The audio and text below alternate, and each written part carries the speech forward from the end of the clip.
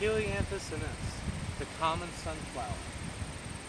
They can grow between 3 and 10 feet tall and have ovate, alternate, very coarsely pubescent leaves with a nice serrated edge for identification.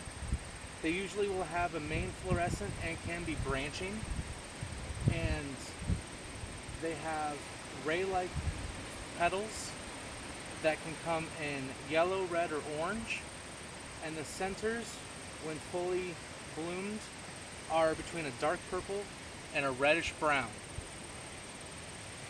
When they get really tall, they may need staking for wind, and their primary disease is powdery mildew. There's been a lot of research on the center.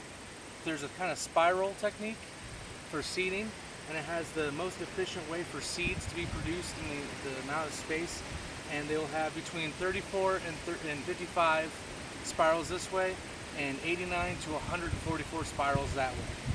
It's the golden rule for the Fibonacci numbers, and the angle is 137 degrees on the spiral, 137 and a half on the spiral, and this has been scientifically and mathematically proven by H. Vogel in 1979. And I found it interesting that this is a New World plant, and the sunflower oil was brought over in the 1500s to the Old World and was used during then. Primarily was used during Lent because it was approved by the Catholic Church. And then immature sunflower heads have a mechanism in them that's called heliotropism, and they will follow the sun from east to west when they're young, and then when they mature, they'll finally point east.